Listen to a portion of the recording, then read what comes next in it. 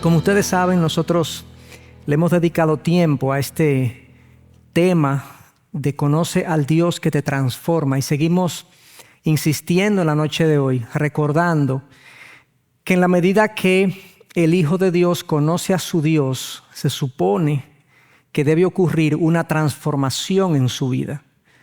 De hecho, 2 Corintios 3:18 nos dice literalmente eso, que en la medida que nosotros contemplamos la gloria de Dios en Cristo, nosotros vamos siendo transformados a su imagen por el Espíritu. O sea que el cristiano aprecia, atesora, valora, percibe a Dios de una mejor manera y eso lo va a transformar, lo va a cambiar. Va a cambiar la manera en que yo pienso, actúo, procedo, las cosas que busco, las cosas que persigo, las cosas que valoro. Así es que funciona, de hecho, el proceso de santificación. El Espíritu Santo está dentro de nosotros haciendo una labor de irnos revelando a Dios en la medida que nosotros caminamos con Él a través de su palabra, a través de la oración, a través del pueblo de Dios y vamos siendo transformados entonces a su imagen. La semana pasada nosotros vimos una serie de características de Dios que la llamamos atributos incomunicables de Dios. O sea, son aquellos aspectos de Dios que Él no comparte con nosotros, porque son parte del ser de Dios. Él es eterno, Él es inmutable, Él es un ser autoexistente y esos son aspectos que nosotros no compartimos con Él. Ahora, hay otros atributos de Dios, otras características de Dios que sí son comunicables a nosotros y que nosotros podemos crecer en ellas, como es el amor, como es la misericordia, como es la gracia, etc. Simplemente estoy haciendo un recordatorio.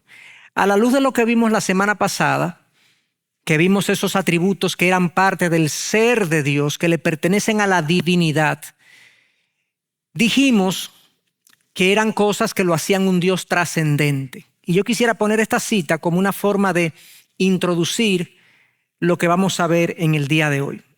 El teólogo R.C. Sproul decía lo siguiente: Dios es infinito, eterno, autoexistente, inmutable y muchas otras cosas. Estos atributos revelan a un creador y redentor que es majestuoso en su grandeza trascendente. Pero imagina que todos esos atributos se reúnen en un ser abstracto, carente de sentimientos e incapaz de respuestas personales. O sea, imagínese Dios que vimos la semana pasada, trascendente, exaltado, eterno, inmutable, autoexistente, y que esos atributos lo hacen un individuo, un ser extraordinariamente majestuoso, pero es un ser totalmente desconectado emocionalmente de nosotros. Es un ser poderoso, pero que no experimenta emociones y conexión. Bueno, eso lo hace entonces distante, no confiable, no inspira amor y cercanía, pero ese no es el Dios que se nos ha revelado en la palabra. Claramente, la Biblia tiene una de las afirmaciones más categóricas acerca del ser de Dios y es que dice que Dios es amor. Dios es amor. Esto es ampliamente conocido por mucha gente, quizás no tan entendido por esa gente que lo conoce, pero yo quisiera que fuéramos al texto que precisamente habla de este aspecto de Dios y que lo califica de esta manera y que podamos extraer de ese pasaje algunas enseñanzas para nosotros en cuanto al ser de Dios. Miren lo que dice 1 Juan 4, del 7 al 11. Amados, amémonos unos a otros, porque el amor es de Dios, y todo el que ama es nacido de Dios y conoce a Dios. El que no ama no conoce a Dios, porque Dios es amor. En esto se manifestó el amor de Dios en nosotros, en que Dios ha enviado a su Hijo unigénito al mundo para que vivamos por medio de Él. En esto consiste el amor, no en que nosotros hayamos amado a Dios, sino en que Él nos amó a nosotros y envió a su Hijo como propiciación por nuestros pecados. Amados, si Dios así nos amó, también nosotros debemos amarnos unos a otros. Ese es el pasaje de donde se extrae la declaración de que Dios es amor. Está también un poco más abajo en 1 de Juan 4:19, que no está aquí, y lo dice así mismo, que Dios es amor. Y uno se pregunta, bueno, ¿cómo así que Dios es amor? Y yo quiero usar ese mismo texto para responder a esa pregunta, sin entrar en mucho tecnicismo gramatical y en el griego, pero ¿qué nos revela el texto en cuanto a esto de que Dios es amor? Bueno, primeramente el texto nos habla de que el amor de Dios se manifiesta de cierta manera, se muestra a nosotros de cierta forma. Nosotros vemos el amor de Dios de una manera específica y está dicho aquí en el pasaje. Pero además de que el amor de Dios se nos manifiesta y se nos muestra, también se nos dice en qué consiste el amor. Ese amor que se manifiesta y se nos revela a nosotros, que se nos muestra, el texto también nos dice en qué consiste ese amor. Y yo diría, ¿en qué consiste el amor? Cuando decimos que amamos a alguien, ¿a qué se supone que nos estamos refiriendo? ¿A qué dice la Biblia que debería referirse? En ese sentido, comencemos con el primero de estos aspectos de que el amor de Dios se manifiesta. Y claramente el pasaje que leímos, si se percataron, dice lo siguiente: y en esto se manifestó el amor de Dios en nosotros, en que Dios ha enviado a su Hijo unigénito al mundo para que vivamos por medio de Él. En otras palabras, Cristo es el amor de Dios manifestado, es el amor de Dios manifiesto. En otras palabras, la mejor y más precisa muestra del amor de Dios por nosotros es su Hijo dado a nosotros. Es la venida del Hijo a hacer la labor y el trabajo de redimirnos para sí, para Dios. Es la manera más precisa. Si nosotros queremos entender, contemplar el amor de Dios por nosotros, se supone que deberíamos ver, contemplar la obra de Dios en Cristo Jesús. El descenso del Hijo, la encarnación del Hijo, las obras del Hijo, el sufrimiento del Hijo, la cruz del Hijo, la resurrección del Hijo, las enseñanzas del Hijo. Él es la mejor manera de nosotros conocer el amor manifiesto de Dios. Y eso es interesante porque, como les dije, con todas esas expresiones, realmente el Nuevo Testamento nos habla en esos términos. Este autor, que escribió una teología sistemática de mucho peso y con mucha profundidad, dice: el Nuevo Testamento suele definir el amor, tanto el amor de Dios como el amor requerido de los creyentes, en referencia a la cruz de Cristo. El punto es que la expiación, o sea, la obra de Cristo, es una profunda manifestación de la naturaleza misma de Dios.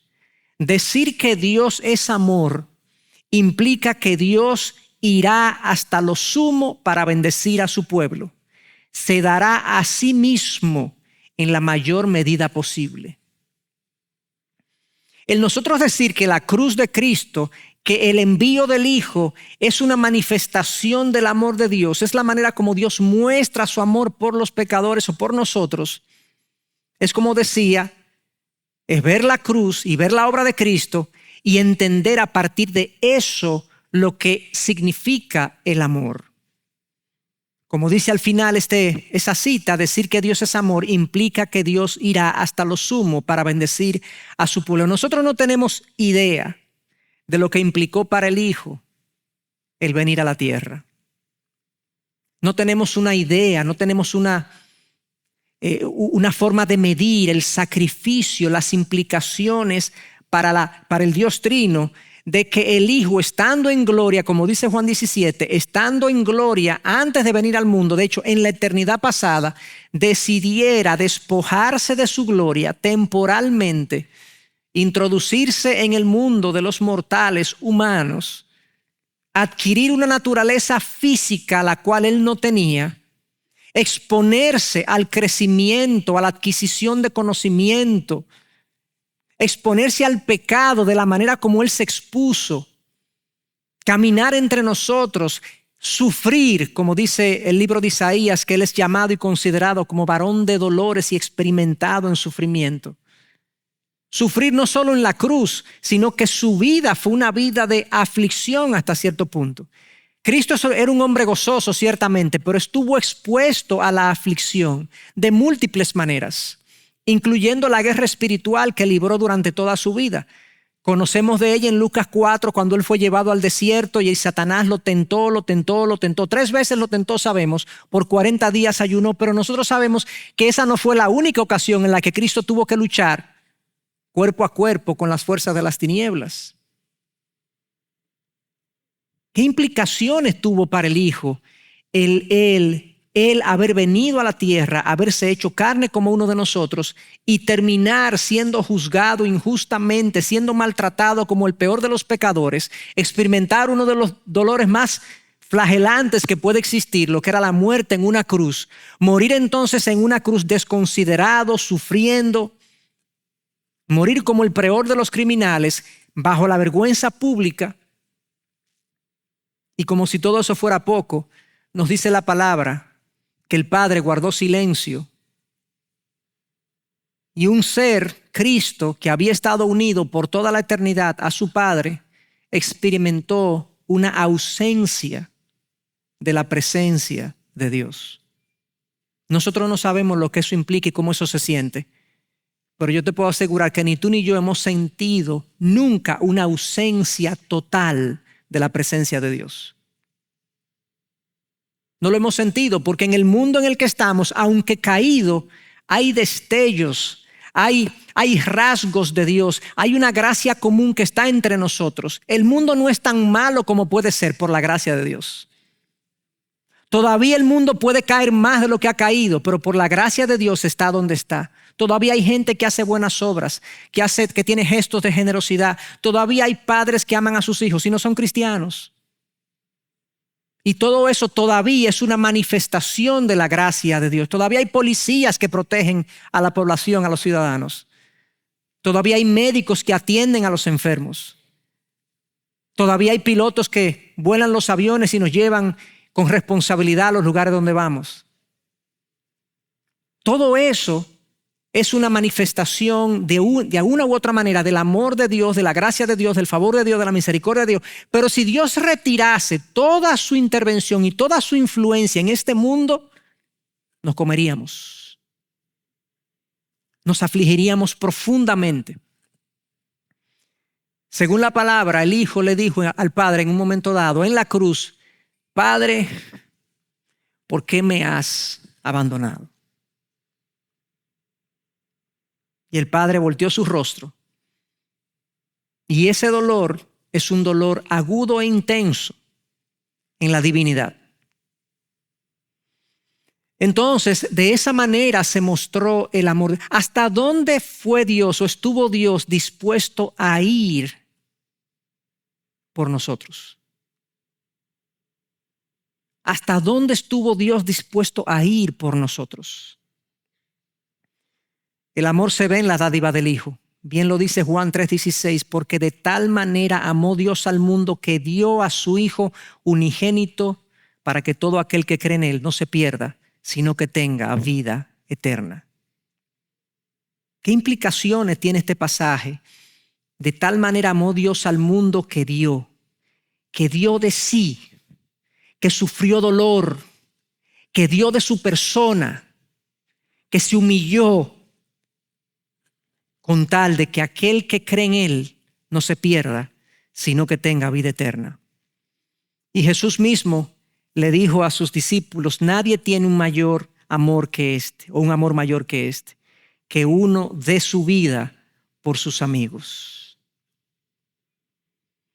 Hermanos, esto es una pequeña muestra, un pequeño bocado, una pequeña catación de lo que es el amor de Dios mostrado en Cristo en su sacrificio, en su obra, en su humillación. Y nos dice el pasaje, en esto se muestra, se manifiesta, se exhibe el amor de Dios, en que Dios estuvo dispuesto a dar su Hijo, a mandar su Hijo, a enviar al Hijo. Ya desde ahí nosotros comenzamos a entender algo.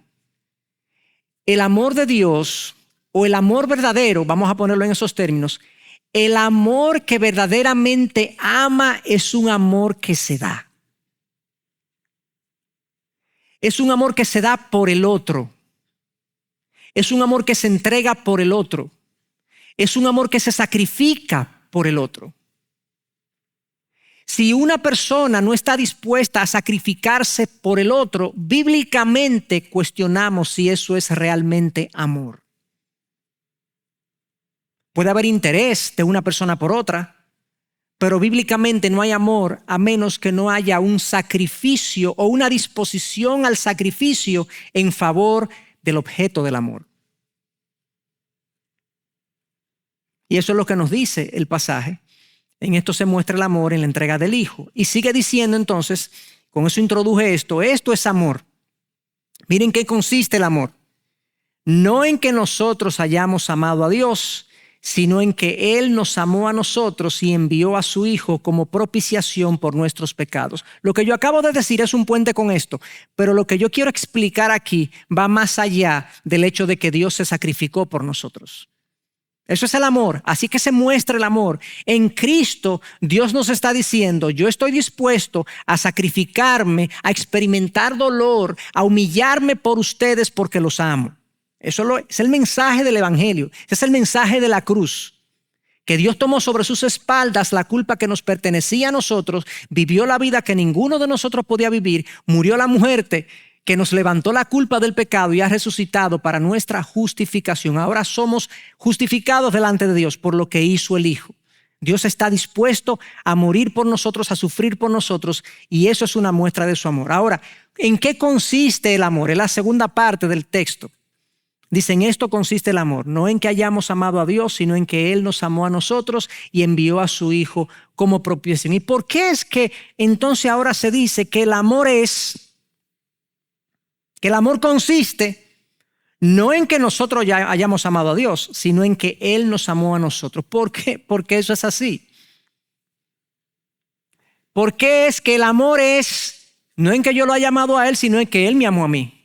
Es que nosotros no éramos fáciles. No éramos amables. No éramos amables, o sea, no éramos dignos de ser amados. Romanos 5:8 dice claramente, pero Dios demuestra su amor para con nosotros en que siendo aún pecadores, Cristo murió por nosotros. El sacrificio del Hijo se da, el amor del Padre y del Hijo por nosotros ocurre aún nosotros siendo pecadores, siendo sus enemigos, siendo rebeldes a su voluntad, no queriendo saber de Él. Cuando yo amo al que me ama, ¿es eso amor? Pudiera ser. Pero en general es fácil amar, es fácil condescender con aquel que me ama y con aquel con quien yo tengo una relación. Cristo dijo, ¿no hacen eso los impíos también y los pecadores? Miren cómo este otro pasaje, también de Pablo, nos dice que nosotros merecíamos ira. Dice, y Él les dio vida a ustedes que estaban muertos en sus delitos y pecados. Nosotros en otro tiempo vivíamos en las pasiones de nuestra carne, satisfaciendo los deseos de la carne y de la mente, y éramos por naturaleza hijos de ira, lo mismo que los demás. Pero Dios, que es rico en misericordia, por causa del gran amor con que nos amó, énfasis ahora, aun cuando estábamos muertos en nuestros delitos, nos dio vida juntamente con Cristo. Estando muertos, estando de espalda a Dios, siendo sus enemigos, Y no sé si se percataron, pero el hecho de que digan que estamos muertos arriba en delitos y pecados, y dice abajo en el versículo 5 que estábamos muertos en nuestros delitos, nosotros éramos delincuentes espirituales. Nuestro habitual proceder era la delincuencia contra Dios. En el reino de Dios hay leyes, hay normas, hay estatutos, y nosotros vivíamos transgrediéndola. Y delante de Dios entonces éramos hijos de ira, merecíamos su ira, merecíamos que el juez del reino de Dios y nosotros como delincuentes espirituales que transgredíamos la ley de Dios, que el juez pronunciara sentencia contra nosotros y que el juez estuviera correctamente indignado contra nuestro proceder. Nosotros éramos hijos de ira, merecíamos eso. Pero este pasaje dice claramente en 2 ocasiones, en el primer versículo, Él les dio vida a ustedes que estaban muertos. Y abajo dice, pero Dios, versículo 4, que es rico en misericordia por causa del gran amor con que nos amó, por su amor, no porque yo lo merecía, no porque yo era amable, no porque yo me lo gané, aun cuando estábamos muertos en nuestros delitos, nos dio vida juntamente con Cristo. ¡Wow! Por eso, este autor define el amor de Dios de la siguiente manera. Es su afecto abnegado o sacrificado por sus criaturas hechas a su imagen y su preocupación desinteresada por su bienestar, que lo lleva a actuar en favor de ellas y para su felicidad y bienestar. El amor de Dios es su afecto abnegado o sacrificado por sus criaturas, hechas a su imagen, y su preocupación, quizá esa palabra suena muy humana, ¿verdad? Su interés, su deseo desinteresado por nuestro bienestar, que lo lleva a actuar en favor de ellas y para su felicidad y bienestar. Y no confundamos que Dios actúa siempre para nuestra felicidad según nosotros las concebimos. Dios está genuinamente interesado en la más profunda de nuestras felicidades. Pero nosotros, como delincuentes espirituales que somos, muchas veces pensamos que nuestros delitos y los bienes que adquirimos con nuestros delitos nos van a hacer felices. Y a veces nosotros queremos que Dios nos conceda éxito en algún delito. Somos idólatras del dinero y queremos que Dios nos dé dinero. Somos delincuentes espirituales y le pedimos a Dios que nos dé dinero, que nos prospere, pensando que el éxito en ese delito, y Dios dice es que esa no es tu felicidad. Y Dios, interesado en mi más profundo bienestar y felicidad, dice, eso no es lo que tú necesitas. Lo que tú necesitas es plenitud. Que yo te sacie el alma. Que tu corazón no anhele cosas pasajeras que se van con el tiempo, que se los roba el ladrón, que el óxido lo corroe. Y así muchas otras cosas. Nosotros confundimos a veces el amor de Dios con el amor humano y pensamos que el amor de Dios es como el amor humano, que el amor humano muchas veces asocia el dar todo lo que quiere el objeto amado, porque dar, independientemente de si es bueno o malo, es el amor. Y yo quisiera hacer uso de una historia de 2 enamorados que hace este teólogo, profesor, pastor en algún momento, muy poco tiempo, pero fue un hombre de Dios, ya todavía vive, pero está padeciendo de una enfermedad que ya afecta sus sentidos y su memoria, etcétera. Un hombre muy profundo, es un pensamiento de A. Carson. Yo voy a leer esta historia esperando que ustedes capten o podamos captar juntos lo que él quiere comunicarnos. Dice él de esta pareja, él se llama Bob y ella se llama Sue. Bob toma su mano y le dice, Sue, te amo de verdad. ¿Qué quiere decir? Dice Carson. Podría querer decir muchas cosas. Tal vez simplemente quiere decir que sus hormonas están alteradas y quiere tener intimidad con ella. Pero como mínimo, lo que quiere decir es que se siente atraído por ella. Ciertamente no quiere decir que la encuentra poco atractiva y que la ama de todos modos. Cuando dice te amo, en parte está diciendo que la encuentra digna de su amor. El color de tus ojos podría perderme en ellos, el aroma de tu cabello, los huecos de tu rostro cuando sonríes. No hay nada en ti que no ame. Tu personalidad es maravillosa, eres alguien que anima a los demás, tienes una sonrisa que puede llenar toda una habitación de sonrisas. Es tan contagiosa. Te amo. Ahora dice Carson, ahora lo que no quiere decir es esto. Francamente, eres la persona más poco agraciada que conozco. Tu mal aliento podría detener una manada de elefantes desbocados. Tus rodillas me recuerdan a las de un camello lisiado. Tienes una personalidad pésima y no tienes ningún sentido del humor. Eres una mujer miserable, autosuficiente, narcisista y llena de odio. Pero aún así te amo. Oiga, recuerden que él no quiere decir eso, ¿verdad? Estamos claros que él no quiere decir eso. Cuando él declara su amor por ella, en parte está diciendo que en ese momento la encuentra encantadora, ¿correcto? Exactamente. Pero ahora Dios entra en escena en Juan 3:16 y dice: de tal manera amó Dios al mundo. ¿Qué le está diciendo al mundo? Mundo, te amo.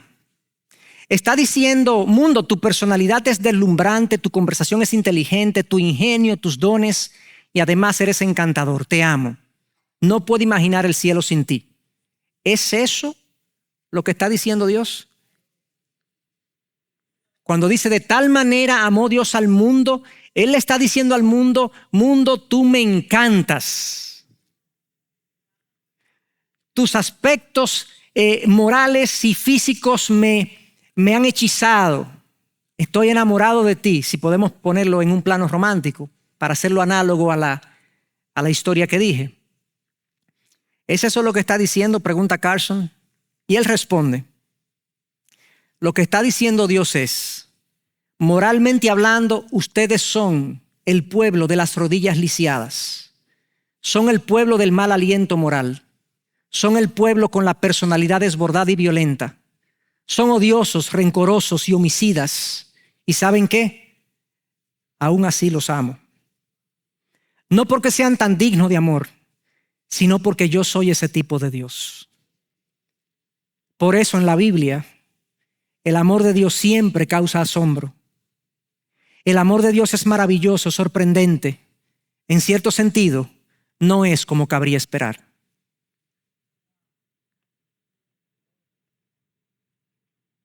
Yo al leer esta historia y este razonamiento me conmueve, me conmoví.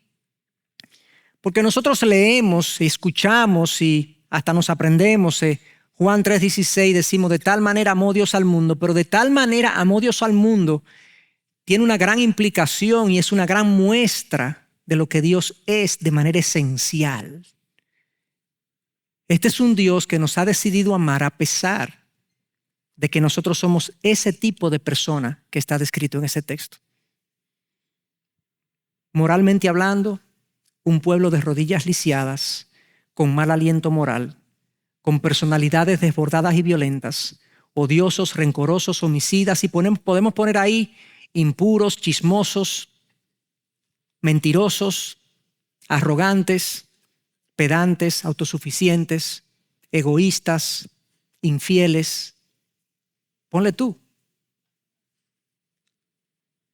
un apellido, un nombre a nuestros desvíos. Y Dios dice: pero de tal manera amó Dios al mundo que ha dado a su Hijo unigénito. E increíblemente, no solamente Dios ama al mundo, y esto es algo que a mí al revisarlo en la medida que estudiaba para esta noche, me llamó la atención y me cautivó de nuevo leer este pasaje donde Pablo dice en Gálatas 2:20, con Cristo he sido crucificado y ya no soy yo el que vive, sino Cristo que vive en mí. Y la vida que ahora vivo en la carne, la vivo por la fe en el Hijo de Dios, el cual me amó y se entregó a sí mismo por mí. ¿Por qué me cautivó y me llamó la atención este pasaje? Bueno, porque usualmente cuando leemos las cartas de Pablo, vemos a Pablo enseñando, vemos a Pablo instruyendo, vemos a Pablo haciendo tratados de teología, como en el libro de Romanas o en el libro de Gálatas. Obviamente hay muchos relatos autobiográficos de cosas que él experimenta, como 2 de Corintios 1, que él habla que él ha sido consolado con un consuelo que es increíble y que ha sido consolado así para que él pueda también consolar a otros. Sabemos que hay muchos relatos autobiográficos, pero en este caso en particular lo que me llama la atención es que a pesar de que Pablo habla mucho de que él nos amó, él nos justificó, en él hemos sido redimidos, aquí dice, el cual me amó y se entregó a sí mismo por mí. Aquí hay un conocimiento personal del amor de Dios. Aquí hay una apropiación personal del amor de Dios. Y eso es algo que nosotros deberíamos anhelar todos para nosotros mismos. A veces conocemos el amor de Dios a nivel teológico, doctrinal. Dios amó al mundo, el amor de Dios es infinito, el amor de Dios es eterno, el amor de Dios es incondicional. Lo conocemos de esa manera, pero a veces no sentimos, no experimentamos ese amor por nosotros de manera personal. Y de ahí que en un momento dado Pablo ora por los efesios para que ellos conozcan ese amor de manera personal. Miren esta oración. También ruego que arraigados y cimentados en amor, ustedes sean capaces de comprender con todos los santos cuál es la anchura, la longitud, la altura y la profundidad, y de conocer el amor de Cristo que sobrepasa el conocimiento, para que sean llenos hasta la medida de toda la plenitud de Dios. ¿Qué oración? Como decía el pastor Miguel en el tiempo de oración, precisamente, que nuestras oraciones muchas veces son interesadas, son egocéntricas, son antropocéntricas o egocéntricas, de que se trata de mí y de mis intereses. Pero aquí hay una oración de que Dios pueda darme una comprensión parcial, yo diría, de su amor. ¿Y por qué digo parcial? Bueno, porque dice Pablo en este mismo texto que el amor de Dios que sobrepasa el conocimiento. O sea, Pablo está orando para que ellos conozcan las diferentes dimensiones. No es que el amor de Cristo se puede dimensionar o se puede medir como que tiene un ancho, un largo, una profundidad y tiene no sé cuánto metro cúbico de amor. Lo que Pablo está diciendo es que esto es tan grande, es tan vasto, tiene dimensiones extraordinarias y agrega que sobrepasa el conocimiento. Ustedes pueden crecer en el amor de Dios. Yo oro que ustedes crezcan en el amor de Dios en sus dimensiones, en su profundidad, en su altura, en su alcance, pero no lo van a poder comprender completo. Es incomprensible, va más allá de nuestro entendimiento. Y ojalá nosotros podamos tener un interés continuo de conocer y experimentar. Conocer y experimentar. Quiero separarlo porque puede ser que yo asocie la palabra conocer con adquirir conocimiento. Pero además de adquirir conocimiento, yo quiero experimentar el conocimiento del amor de Dios en mi vida. Yo me quiero sentir cuidado, protegido, atendido, amado por mi Dios. Y esa es la oración que Pablo hace en este pasaje. Cuando nos vamos a la palabra de Dios hasta cierto punto define el amor, nos presenta a Dios amando, pero también lo ilustra. Y estas imágenes quizás nos ayuden a nosotros a adquirir algunos matices del amor de Dios que tiene que ver con esta oración que Pablo dice. Vemos el amor de Dios ilustrado en diferentes pasajes en las Escrituras. Hay un pasaje en Salmo 27:10 que dice, porque aunque mi padre y mi madre me hayan abandonado, el Señor me recogerá. Aunque mi padre y mi madre me hayan abandonado, el Señor me recogerá. O sea, el amor de Dios es más fuerte que el amor de los padres terrenales. Uno puede decir, dependiendo de la experiencia paterna, materna que uno haya tenido, bueno, eso es fácil. Yo me identifico con ese texto y creo que ese texto me está comunicando a mí fuertemente el amor de Dios, porque por la gracia de Dios yo he sido profundamente amado por mis padres. Pero Dios dice que Él me ama más. Porque en el improbable y no deseado caso que mi padre y mi madre me abandonaran, que están ahí, Dios no me abandonará. No es que yo creo que yo me abandono, yo no creo. Yo no creo. O sea, por eso el pasaje tenemos que ponerlo en ese contexto, porque lamentablemente en el mundo caído en el que vivimos, nuestras malas experiencias paternas quizás no nos ayudan a adquirir, a ver con precisión, a entender y sentir lo que este pasaje nos quiere decir. Asumamos que hemos tenido el mejor de los padres, el mejor de las madres, aún así Dios dice, yo te quiero más que ellos, yo te amo más que ellos. Pero no solamente eso, también la Biblia lo presenta a Dios como tierno, como el de una mamá gallina. Dice, ¿cuántas veces quise juntar a tus hijos? Eso le dijo Cristo a Jerusalén, como la gallina junta sus pollitos debajo de sus alas. ¿Cuál es la figura que viene a tu mente cuando tú piensas en una gallina? No sé si la has visto, pero las gallinas o las aves, muchas veces ante un viento recio o un tiempo de lluvia, de humedad, pues acogen a sus polluelos debajo de sus alas. Es una imagen hermosísima, tierna, que comunica muchas cosas. Imaginémonos a Dios cubriéndonos ante los embates del clima moral o del clima de la sociedad en la que vivimos o de la circunstancia que vivimos. Dios con su ternura abrazándonos. Isaías 49:15, ¿puede una mujer olvidar a su niño de pecho? Aunque ellas lo olvidaran, yo no te olvidaré. Atento y pendiente como el amor de una madre. Así es el amor de Dios. O sea, Dios, aquí en este pasaje, primero hace una pregunta retórica que uno diría, no, ¿puede una mujer olvidar a su niño de pecho? Uno diría, no, una mujer, una madre, siempre decimos, las madres son madres. Dios agrega, aunque ellas lo pueden hacer, y sabemos que hay madres que lo han hecho, yo no te olvidaré. Compasivo, el amor de Dios es compasivo como el de un padre. Salmo 103:13, como un padre se compadece de sus hijos, así se compadece el Señor de los que le temen. Un padre que tiene un corazón de amor hacia sus hijos, cuando ve a sus hijos sufrir, pasar trabajo, uno se aflige, uno se compadece. A veces uno quiere llevar sus cargas y sabemos que eso no siempre es recomendable. Hay que dejar que ellos lleven sus cargas también, pero uno se aflige y se compadece de ellos. Otra ilustración es Deuteronomio 32:11, como águila que despierta su nidada, los toma, los lleva sobre sus plumas. Nosotros sabemos que este es un momento donde Dios sostiene, enseña y protege como el águila. ¿Por qué? Porque el águila lo que hace es que despierta a sus polluelos y los enseña a volar. Y a veces los carga sobre sus plumas y los está sosteniendo, enseñándolo y protegiéndolo al mismo tiempo.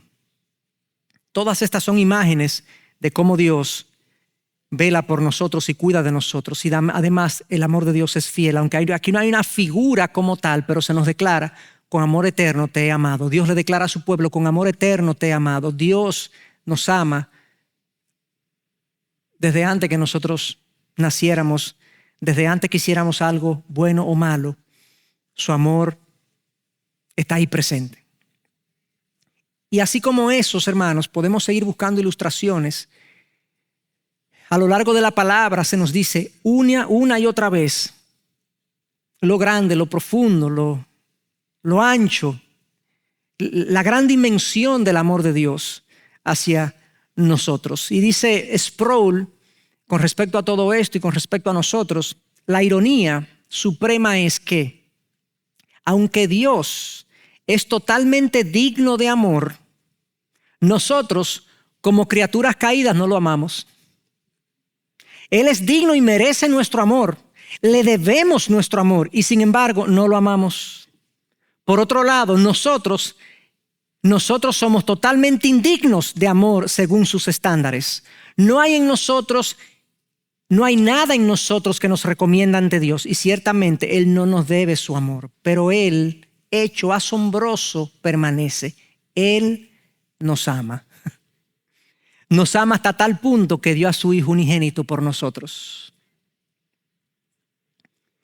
En una ocasión llega un gran teólogo a los Estados Unidos, lo van a buscar al aeropuerto y esto es una historia real y el conductor del aeropuerto, desde el aeropuerto a su hotel, esto fue hace unos 30, 40 años que ocurrió, aprovecha, ¿verdad?, el trayecto hacia el hotel y quiere hablar con el teólogo y le dice: doctor teólogo,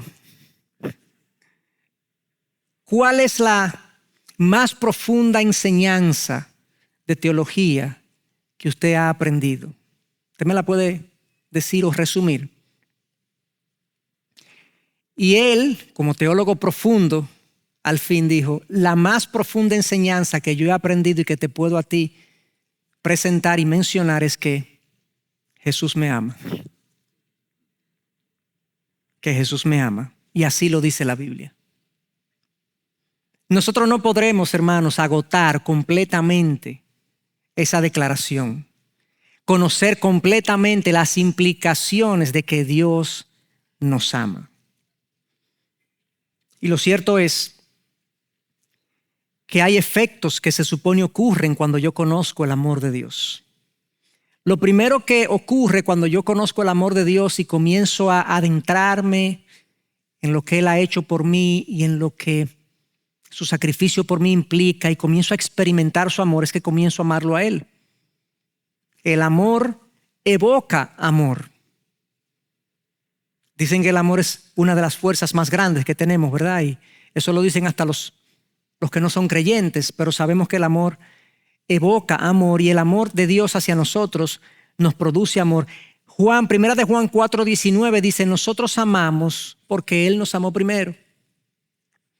Cuando Dios viene a nosotros y nos hace entender y ver su amor por nosotros, decimos: gracias, Señor, te amamos. Número 2, se deriva de esto. Obviamente, si yo conozco y experimento su amor, yo voy a también experimentar un mayor amor por los demás. Primera de Juan 4:7-8 dice: amados, amémonos unos a otros, porque el amor es de Dios y todo el que ama es nacido de Dios y conoce a Dios. El que no ama no conoce a Dios, porque Dios es amor. Eso lo leímos. Y el versículo 11 dice: amados, si Dios así nos amó, también nosotros debemos amarnos unos a otros. Esto es una, voy a decir fórmula, pero no una fórmula que la palabra ahí usa de muchas maneras. Es como imitar a Dios en las formas en que Dios procede. Se nos dice del perdón de Cristo: como Dios nos perdonó en Cristo, así perdonémonos los unos a los otros, ¿verdad? En este sentido también se nos dice: como Dios nos ha amado, amemos también nosotros. Hasta cierto punto, entonces, mi falta de amor por otras personas es una deficiencia en mi comprensión y en mi experiencia de amor con Dios.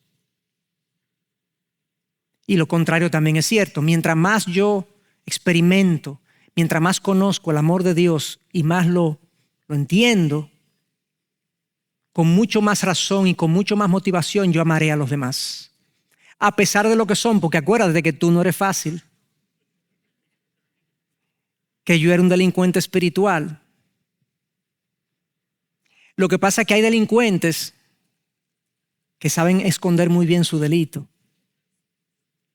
Hay gente que no lo agarran. ¿Ustedes saben eso?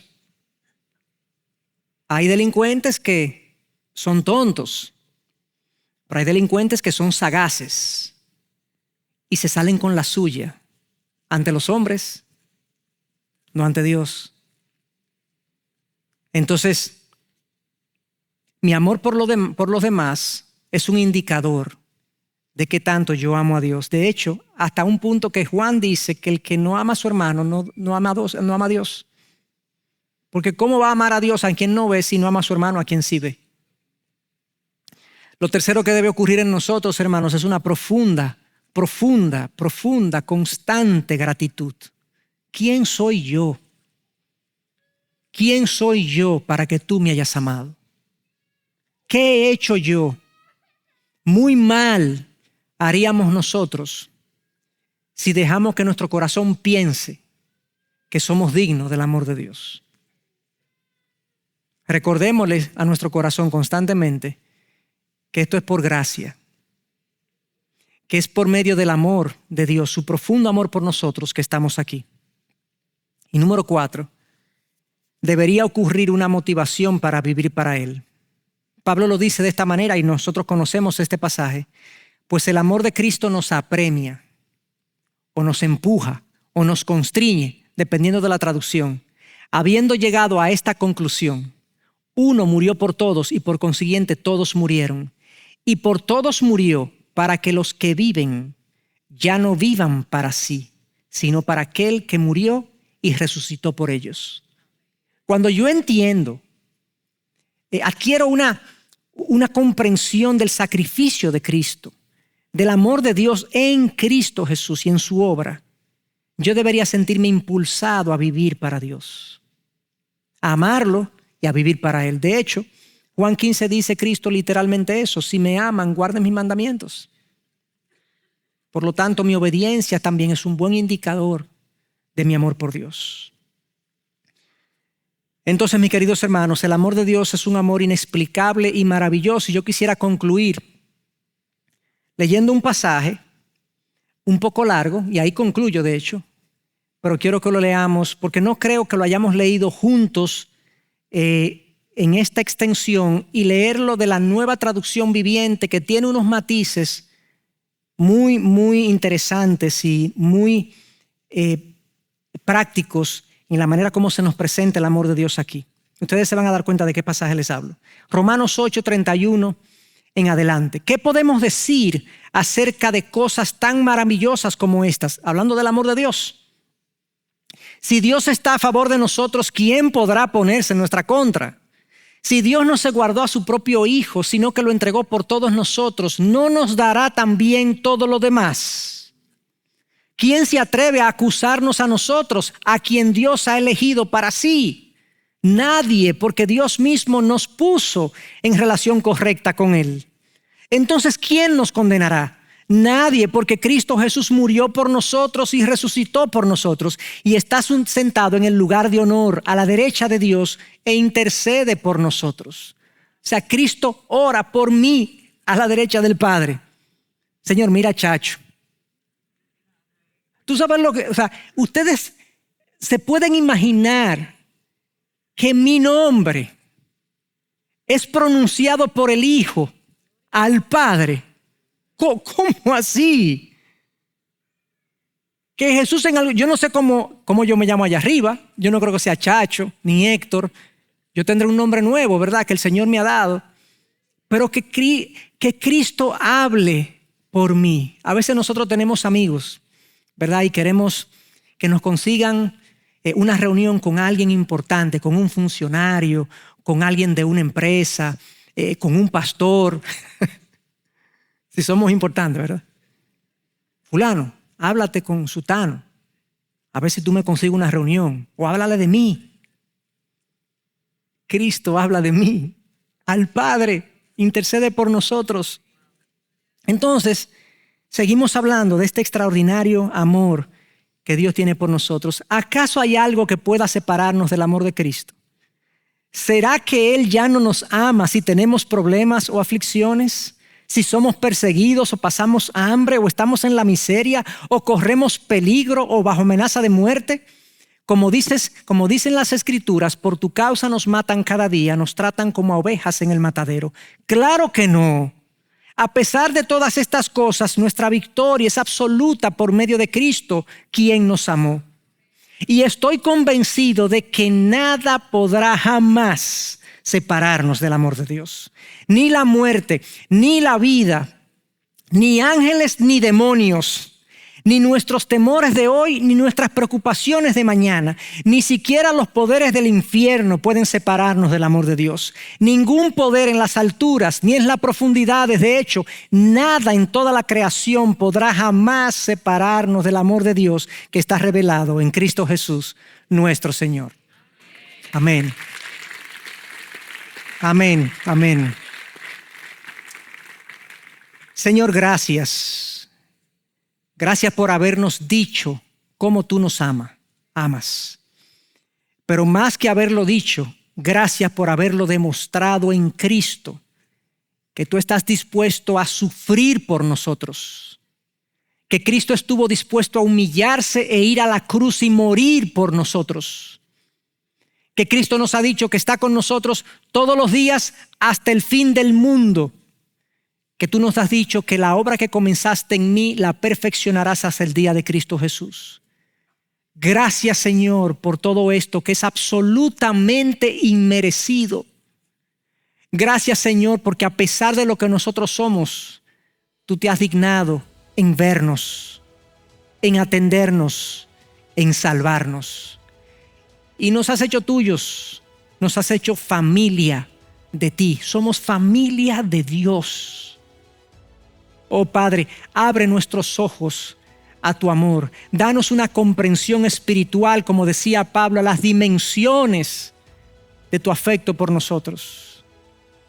Ayúdanos, Señor, a comprender las maneras como tú constantemente estás atento, interviniendo en lo bueno y en lo no tan bueno y hasta en lo incómodo y aflictivo en nuestras vidas. Tú eres Dios y nos has amado. Gracias. En el nombre de Jesús. Amén y amén. Bendiciones, hermanos.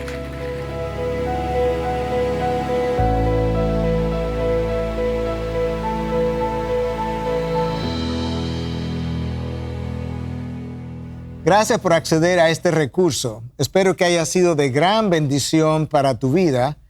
Te sugiero que te suscribas a este canal de forma que tú puedas recibir notificación la próxima vez que hayamos subido un nuevo recurso que pueda servirte de instrucción y bendición.